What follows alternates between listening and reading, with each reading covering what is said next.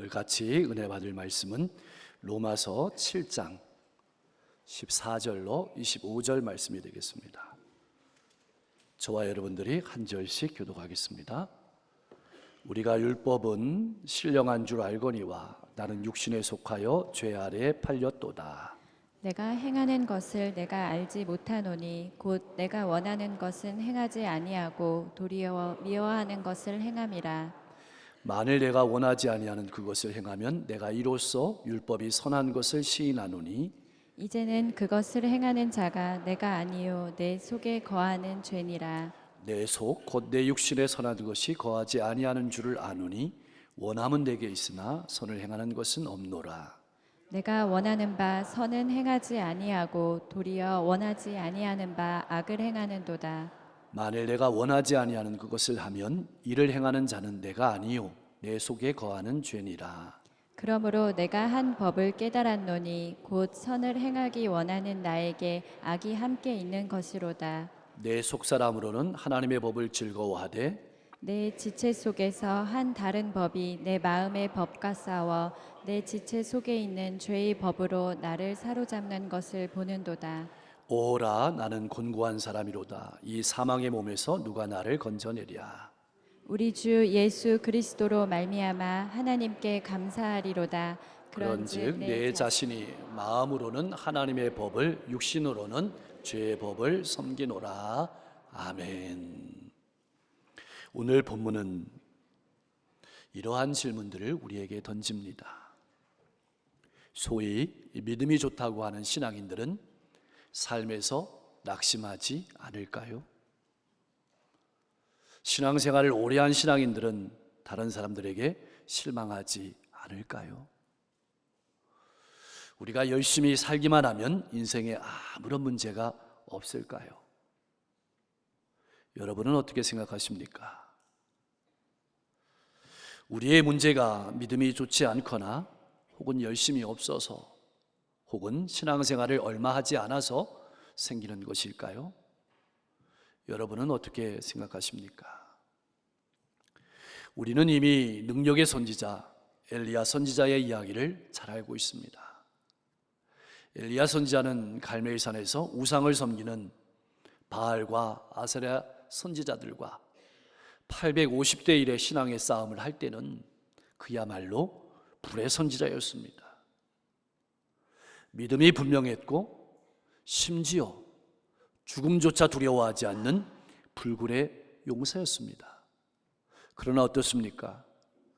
다음날 왕비 이사벨이 자신을 죽이겠다는 말을 전해 들었을 때에는 낙심했습니다. 절망했습니다. 도망쳤습니다. 숨었습니다. 죽고 싶었습니다. 더 이상 하나님의 일을 하고 싶지 않았습니다. 한편으로는 용사였고 한편으로는 도망자였습니다. 이것이 솔직한 신앙인의 모습이고 우리의 모습이기도 합니다. 사실 사람이란 부분에서 우리가 속기 쉽습니다. 기독교가 어떤 종교인지 물으면 바로 사람에서 무너집니다. 기독교는 사람에게 소망을 두는 종교가 아닙니다. 즉 사람의 열심이나 믿음의 경험, 신앙의 연륜에 소망을 두는 종교가 아니란 뜻입니다. 자, 질문합니다.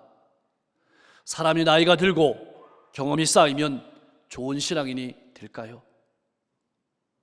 반대로 나이가 젊고 경험이 없으면 좋은 신앙인이 되지 못하는 것일까요? 아닙니다. 기억하십시오. 기독교는 예수 그리스도에게 소망을 두는 종교이고 십자가와 부활에 소망을 두는 종교입니다. 기독교는 좋은 사람, 괜찮은 사람, 훌륭한 사람을 목표로 하는 종교가 절대 아닙니다. 예수의 사람이 되는 종교입니다. 예수와 함께 죽고 예수와 함께 사는 훌륭한 사람, 예수와 함께 죽고 예수와 함께 사는 괜찮은 사람 되는 것입니다. 사람의 훌륭함이 아니라 삶으로 예수를 나타내고 예수를 전하는 종교가 기독교입니다. 본문 말씀은 하나님이 주시는 힘으로 살지 아니하고 내 힘으로 살아가는 인간의 통렬한 현실을 아주 자세하게 묘사했습니다. 그 현실의 모습이 우리 안에서 벌어지는 싸움입니다. 분명 사도 바울은 부활하신 예수님을 만났고 구원을 받았고 새 생명을 얻었습니다. 그런데 막상 그리스도인으로 살려고 노력해 보니 내 뜻대로 되지 않았습니다. 내 영혼 속에 옛 자아의 습관들이 그대로 남아있어서 나를 계속 끌어당기는 것을 경험하게 됩니다. 믿음으로 바로 살려고 하면 할수록 영혼과 육체의 싸움이 더욱더 격렬해지는 것을 경험하게 됩니다.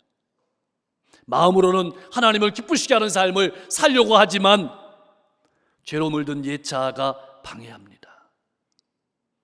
반대로 육체가 원하는 대로 살려고 해도 마음이 편하지 않습니다. 그래서 24절 말씀에 탄식이 흘러나오는 겁니다. 오라 나는 곤고한 사람이로다. 이 사망의 몸에서 누가 나를 건져내랴. 왜 이런 탄식을 하는 것일까요? 18절 말씀은 그 이유를 분명하게 우리에게 말해주고 있습니다. 우리에게는 선한 일을 행할 능력이 없기 때문입니다. 무슨 말일까요? 내가 못나서 혹은 열심히 없어서 신앙이 어려운 것이 아니라는 뜻입니다. 우리가 죄의 권세 아래 있기 때문에 이렇다는 것입니다. 다시 말하면 우리의 부패한 본성이 하나님의 뜻대로 살지 못하도록 우리를 가로막기 때문에 신앙이 어려운 것입니다. 사랑하는 성도 여러분, 성도의 삶 가운데는 항상 이런 갈등이 있습니다. 이 사실을 잊지 마십시오. 제가 목회하는 도중에 언젠가 한 권사님이 술을 잔뜩 드시고 저녁에 전화를 하셨습니다. 아마 이 권사님은 자신이 권사이면서도 술을 너무 자주 먹는 것이 본의 안 된다고 생각하신 것 같습니다. 이렇게 말씀하십니다. 저같이 술을 좋아하는 사람도 교회에 다녀도 됩니까? 여러분은 어떻게 생각하십니까? 이분 교회에 나와야 됩니까? 말아야 합니까?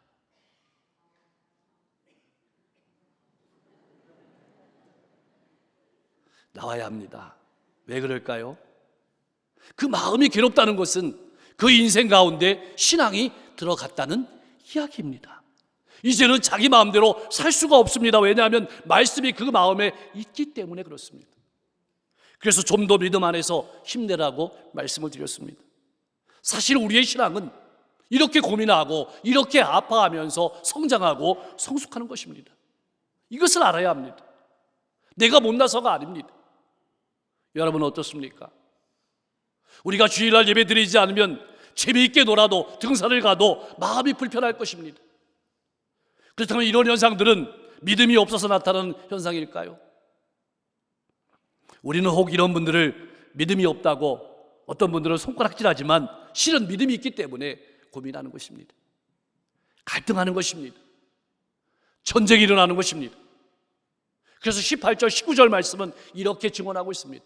내 속 곧 내 육신에 선한 것이 거하지 아니하는 줄을 아노니 원함은 내게 있지만 선을 행하는 것은 없노라. 내가 원하는 바 선은 행하지 아니하고 도리어 원하지 아니하는 바 악은 행하는도다. 그러므로 여러분 낙심하지 마시고 말씀을 붙잡고 기도하면서 힘내서 믿음의 길을 걸어가시기 바랍니다. 사랑하는 성도 여러분, 그렇다면 바울은 자신의 약함을 변명하는 것일까요? 그리고 매번 영적인 싸움에서 넘어지는 그 이유를 죄의 탓으로 전가하는 것일까요? 아닙니다. 자신은 분명하게 결심하고 열심히 신앙생활하고 몸부림치지만 그것만으로 이길 수 없는 현실을 분명하게 이야기한 것입니다. 사랑하는 성도 여러분, 우리의 모습도 별반 다르지 않습니다. 어떤 때는 당당합니다. 어떤 때는 죽음도 불사하는 용사와 같은 모습을 가지고 있습니다. 그러나 어떻습니까? 또 어떤 때는 두렵습니다. 도망칩니다.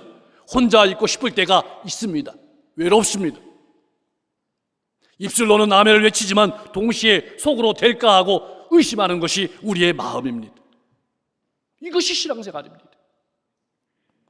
그러므로 신앙생활 한다는 것은 이러한 영적인 갈등과 함께 살아간다는 뜻이기도 합니다. 이 갈등을 통해서 우리의 신앙생활이 성숙하고 우리의 진정한 모습을 찾아가는 것입니다. 힘을 내십시오. 자, 그렇다면 이러한 현상들은 언제부터 생기는 것일까요? 맞습니다.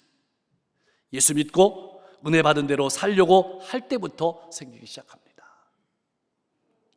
처음에는 자신이 얼마나 잘못 살아왔는지 모릅니다. 그런데 말씀이 내 마음에 들어오기 시작하고 신앙이 깊어지기 시작하면 자신의 죄악을 깨닫고 괴롭기 시작합니다. 그래서 어떤 분들은 너무 괴로워서 과거로 돌아갑니다.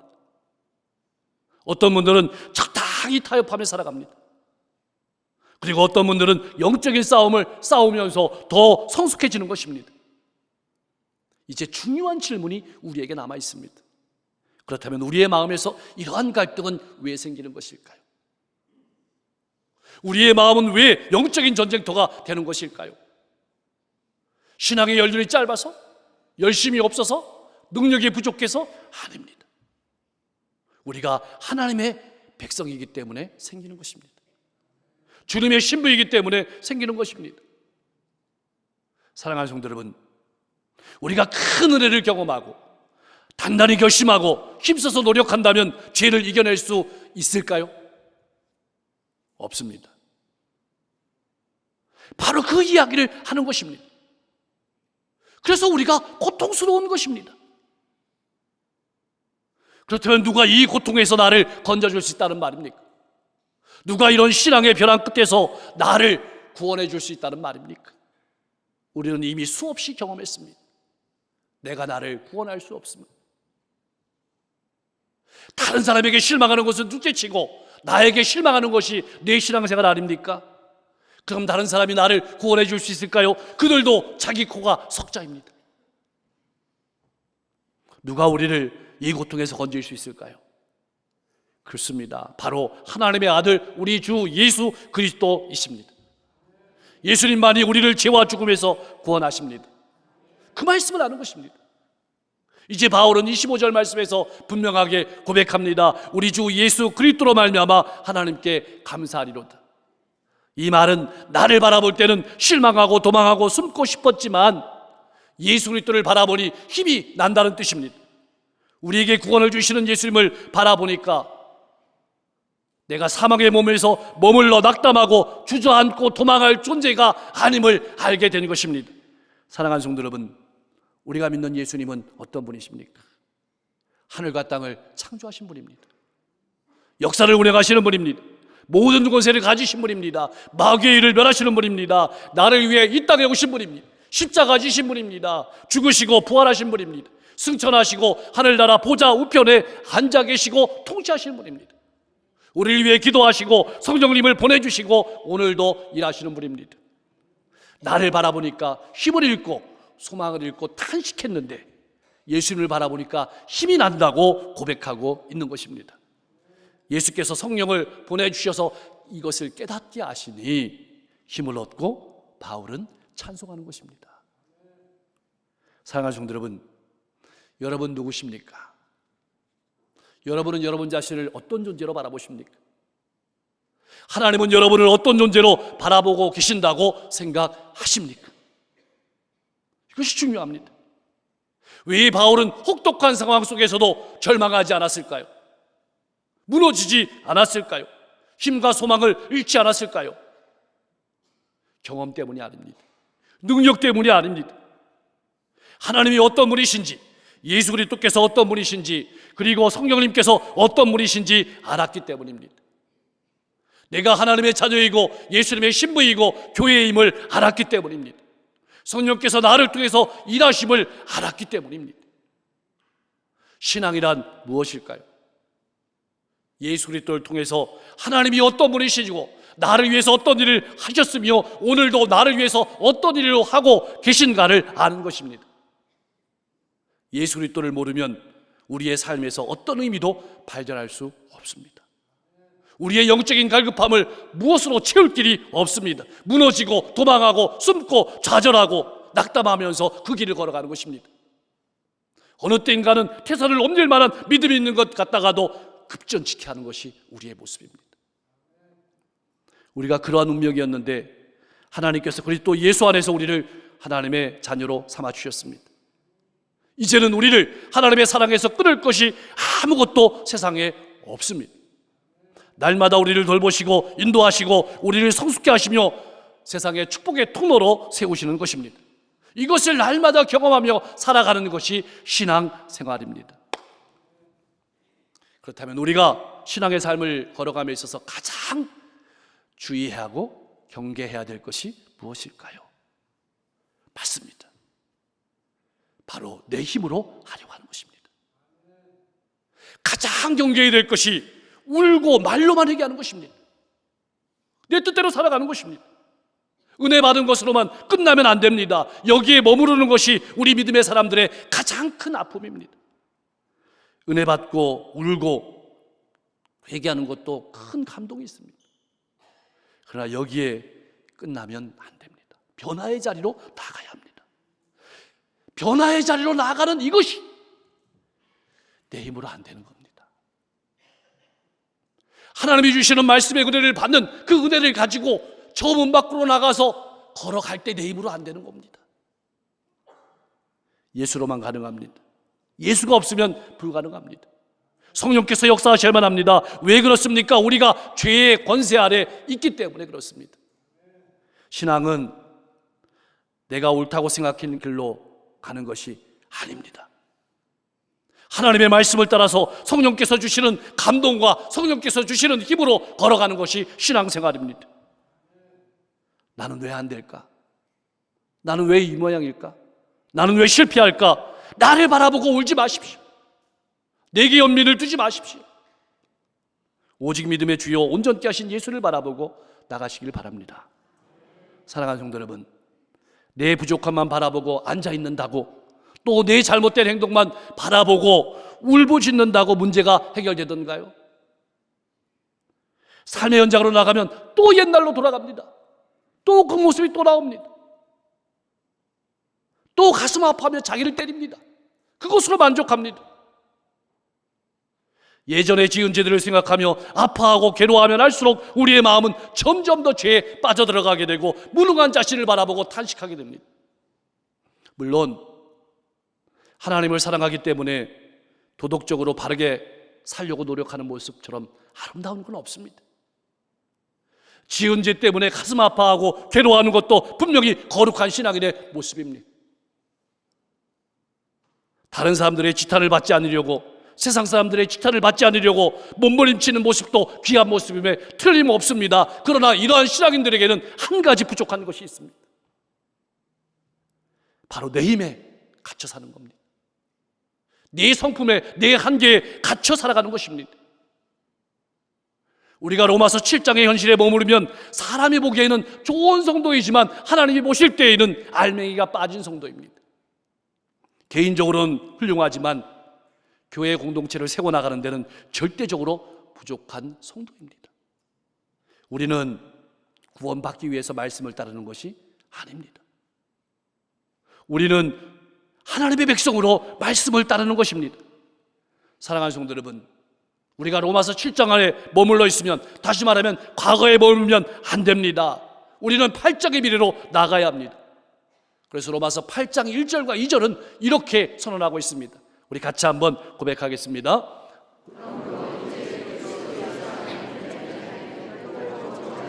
얻나니 이는 그리스도 예수 안에 있는 생명의 성령의 법이 죄와 사망의 법에서 너를 해방하였음이니라.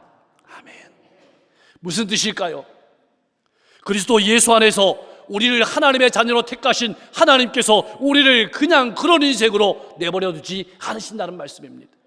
성령님을 보내주셔서 우리를 성숙한 신앙인으로 세우신다는 말씀입니다.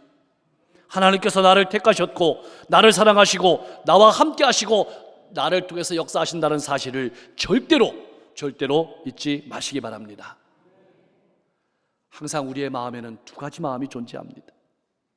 하나는 하나님의 말씀대로 살고 싶은 마음이 있습니다. 반대로 하나는 내 마음대로 내 뜻대로 살고 싶은 마음이 있습니다. 이것이 늘 싸우는 것이 우리 신앙의 현실입니다. 여러분에게 있어서 이 두 마음이 가장 격렬하게 싸우는 장소가 어디입니까? 어떤 분은 돈입니다. 어떤 분은 인기입니다. 어떤 분은 사람의 시선입니다. 체면입니다. 19세기에 목회자였던 찰스 슈몬이라는 분이 이렇게 말했습니다.